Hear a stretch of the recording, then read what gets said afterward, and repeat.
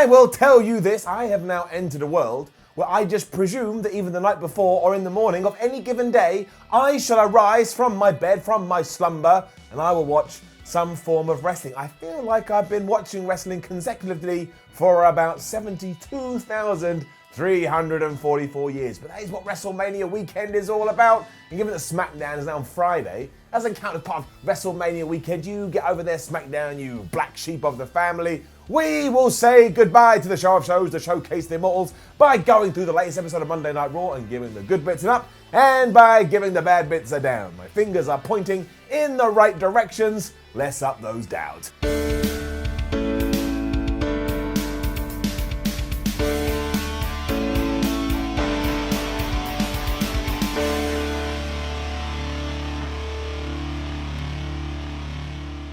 The first thing we saw was a video package promoting everything that had happened between Brock Lesnar and Drew McIntyre at WrestleMania 36, and I tell you this, you don't need fans, you don't need atmosphere, you don't need nothing when WWE does cut these things together. You just feel so excited in your bones, and I couldn't have been happier, and for some reason I couldn't have been prouder of Drew McIntyre. It was like a conquering hero coming home from the war, and for some reason somebody had filmed that war and then had Tom Phillips commentate over the top of it. Look, it's a bad analogy, I made a mistake, but good for you, Drew, you absolutely kicked ass. And so did our first match. Now, I was very confused from a booking standpoint, but I can always get through that by just going, well, that stuff just happens.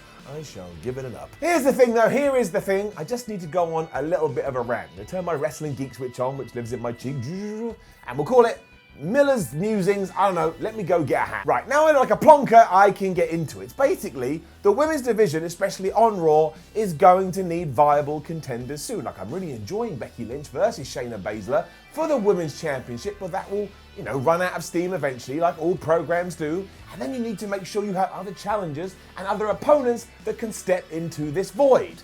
And do you know who would be one to put there? It would be Liv Morgan, but you've got to build her up first, which is why WWE had her win in the pre-show at WrestleMania against Natalya, and then 24 hours, she just lost to Asuka. And it doesn't really matter because all these shows are kind of null and void anyway, and we'll all forget because we always forget. And I was happy and pleased to see Asuka get a victory here because she has been the MVP ever since this craziness hit the world by doing show after show after show after show and never being anything less than very entertaining. So I'm not saying that we should have jobbed her out too, it was just so confusing and so discombobulating to hear the commentators going, oh, Liv Morgan, she got a win at WrestleMania 36, I think this is the start of big things to her. And then I just saw her tap out to the Asuka lock. I was like, what information are you feeding my brain? I'm being a geek, like I say, I get it, I'm being a geek, and at least we didn't have any nonsense here, like a disqualification finish, and we were going to talk about disqualification finishes very, very soon. Just something that I thought of. But I still enjoyed the match, I still got a kick out of it, and Liv Morgan went on Twitter, on social media afterwards and said something like,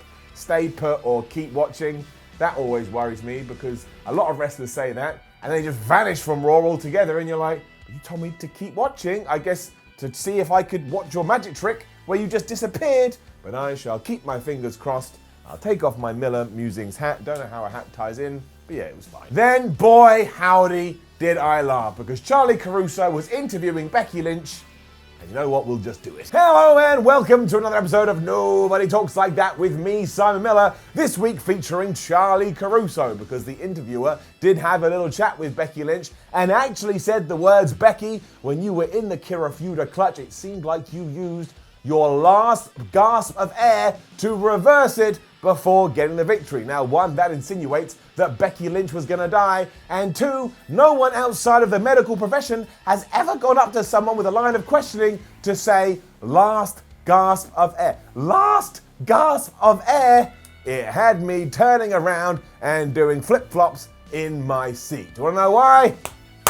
Because nobody talks like that. What a question! Did you do that with your last gasp of air? As we've just figured out, nobody talks like that. We then cut to Shayna Baszler, who kept repeating the same phrase over and over again, the thrill of victory and the agony of defeat. She then cleverly spun that to say that Becky will be the one in agony because of Shayna Baszler's defeat, and I suppose that was quite clever, if not a little wordy. I'm just pleased these two are going to continue fighting. I think there's more in the cooker pot. What I was also pleased about was the sheer madness that happened afterwards. And once more, I understand, I get it. WWE has a limited roster, a limited amount of personnel right now. but we didn't have to do this now, did we? Down. Here's the quick version. We got a rematch between the Street Profits and Angel Garza and Austin Theory, even though the latter two chumps got absolutely spanked at WrestleMania. And do you know how this ended? Of course you do. It ended in a disqualification. Bianca Belair then showed up to challenge Zelina Vega to a match. They had that match, and it ended in a disqualification. Then all 6 people thought, to hell with it. Let's just have a big tag match. And that ended when Bianca Belair hit Zelina Vega with the KOD. This lasted for 20 minutes. And we ended in the exact same position as to where we began, because this was basically a repeat of everything that we'd seen at WrestleMania. So if you get into your car and you're going to drive to the shop, and 20 minutes later you realize you're back at your house and you didn't buy any groceries, you are not going to think that you have achieved everything. Why didn't we just send the Street Profits out there to do a really hyped up and a really pumped promo? They had so much energy at WrestleMania. I would have appreciated either one of them just looking down the camera with their little cups and shouting fun things at me. And then I can always have forgotten, it's so fun. I'm some kind of puppet, Kermit the Frog. We got a hilarious promo with Bobby Lashley next, who basically said he's so annoyed about his loss at WrestleMania, he is going to find a new wife. Not my words, Bobby Lashley's words. Lana then just kind of like scooted into the frame, was like, what are we talking about, guys? I was like, Lana, if you didn't hear that, you need to go and get your ears checked. Bobby Lashley just walked off, and basically they're both pieces of trash. Bobby Lashley, because he thinks he can go out there and just buy a new wife, which is not how it works, Bob, just so you know. And we all know about Lana's past. I mean, just go back to that Rusev storyline. She ain't a good egg. These two are about to explode. So if you were invested in the relationship, if I were you, I'd get some tissues ready. We then got a pleasant surprise, or at least something that I was pleasantly surprised by. Because WWE came up with some gibberish that Apollo Crews was able to jump across to Raw because his draft pick was about to expire, like he was some kind of food. And really, I forgot what brand Apollo Crews was on anyway, so I never get to see him on TV. Then I remembered, oh yes, it was SmackDown, because he was having that mini feud with the biscuit, with the bag of Skittles, Shorty G. Anywho, the point is, he had a near 20-minute, maybe even over 20-minute match with Alistair Black, and I think I loved every single second.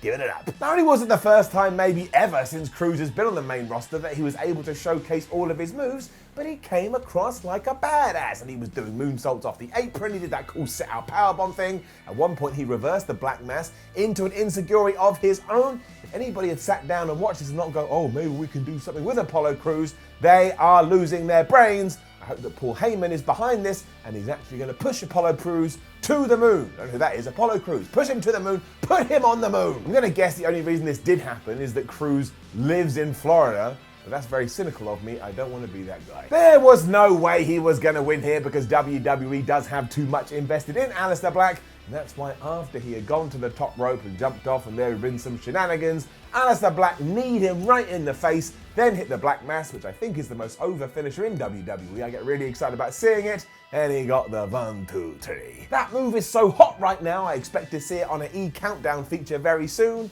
And I enjoyed all of this. I don't know why, you tell me. Just made me feel good. Also had a video package highlighting everything that happened between Edge and Randy Orton, and we don't need to get into it. We know it went too long, but also they both tried very hard, and it was really, really intense. It's like having some kind of tour of a museum, and your tour operator is like, I'm gonna show you every single thing I can. It's like Sid Justice doing the damn tour.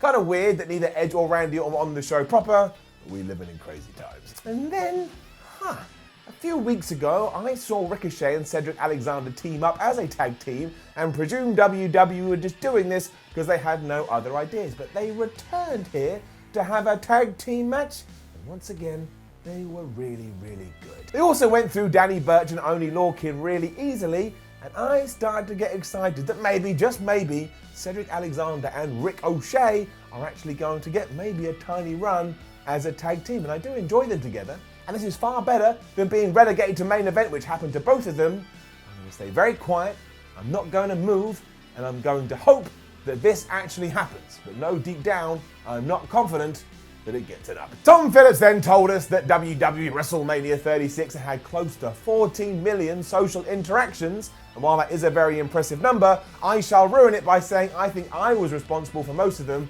as I just wrote the word boneyard match over and over again. So I'm going to guess this figure is closer to 3. Kevin Owens promo next, and you may as well have entitled it, we don't know what to do with Kevin Owens at the moment, so we're just going to leave him in limbo. He was pleased he had beaten Seth Rollins at the show of shows, so maybe he should go after more douchebags like this, or maybe he should go back to his old ways when he was a prize fighter and try and win some championships. I don't mind what you do, KO. I just appreciate you as a person, and I appreciate you as a professional wrestler. Seth Rollins also beat some guy from NXT here, so he's kind of in the same boat. What do we do with Seth Rollins? Let's just leave the door open.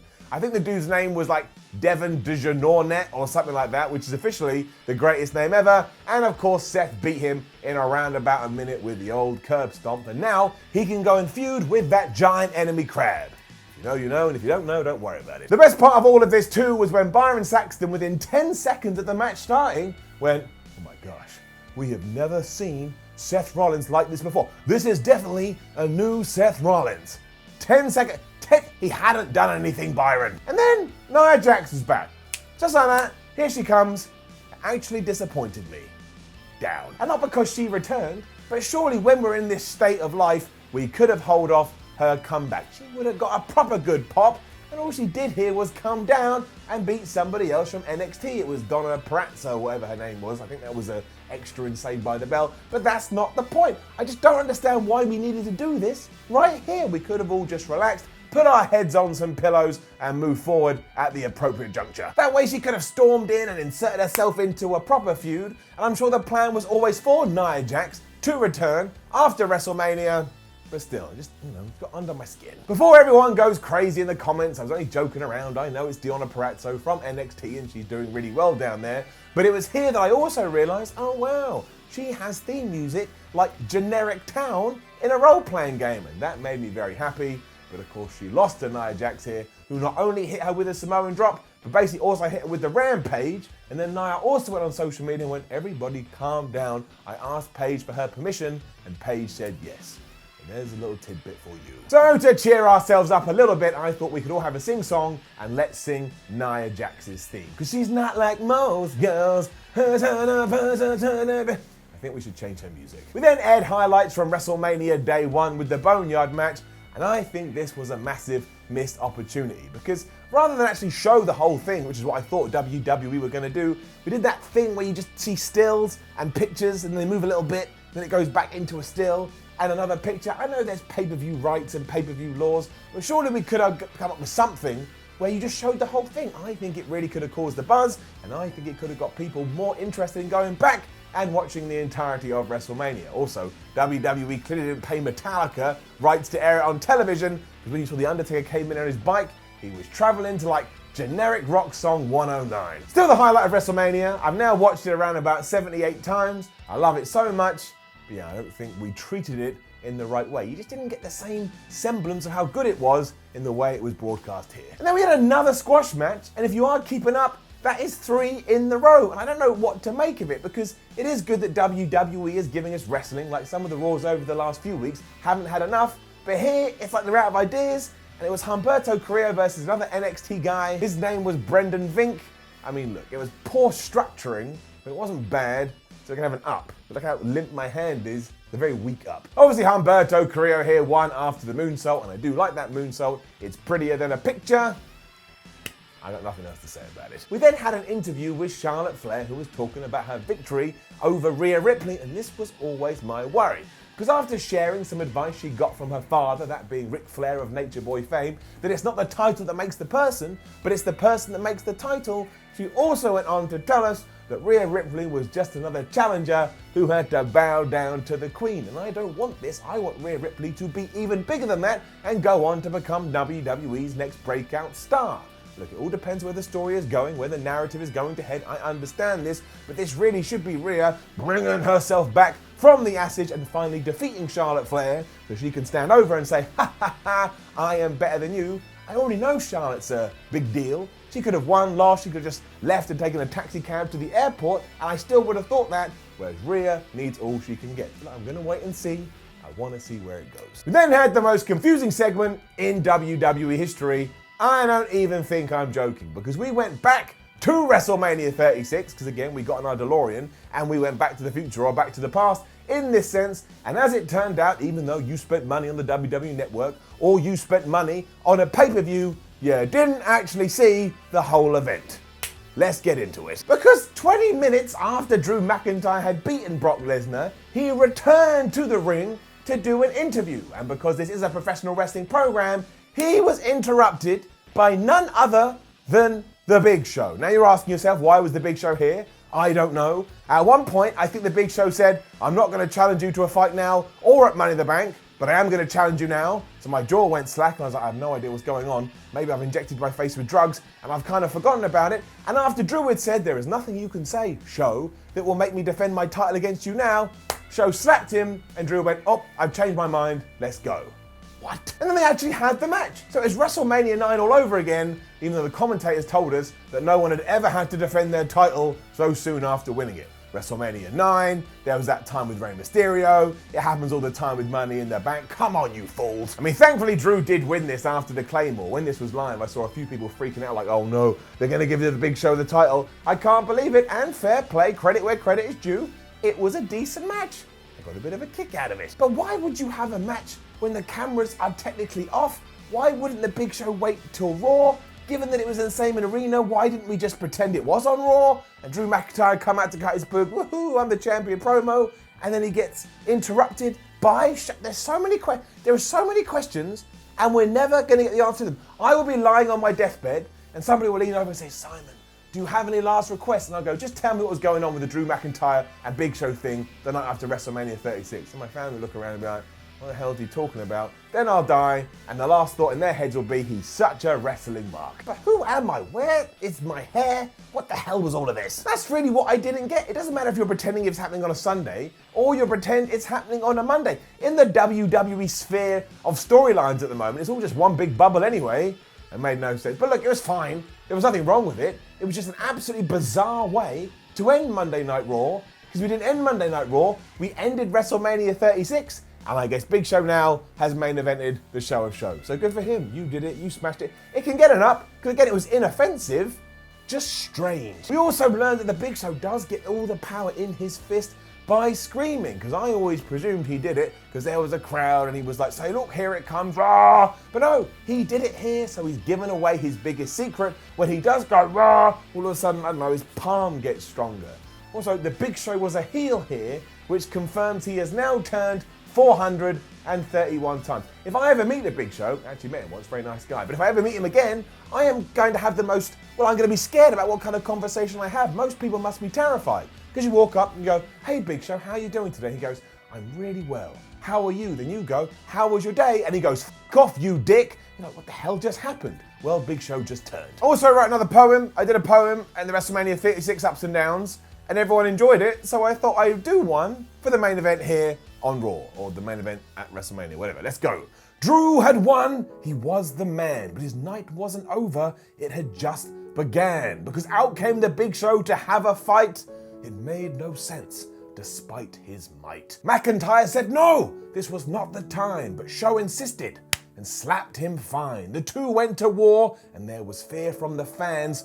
What if Show wins? They'd all cry to their nans. This was not the case, as Drew did stand tall, but it made no sense to one and all. I guess who cares? It's just an idea, but it left me confused and with all the fear. I can explain it though, so do not worry. It just takes some time. No need to hurry.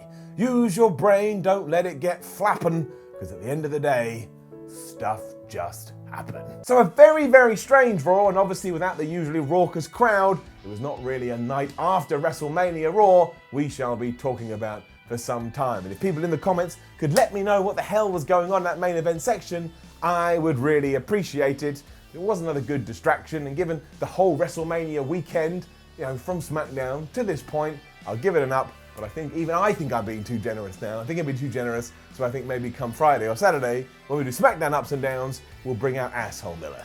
Because why the hell not? Now, don't forget to leave a comment below and let us know what you thought about last night's episode of Raw. Like the video, share the video, subscribe to WhatCulture Wrestling. Go and watch all the other videos we've done for WrestleMania 36, and then you will know every single damn thing that went on. And also, WhatCulture.com. Go check that out. Follow WhatCulture and WhatCulture WWE.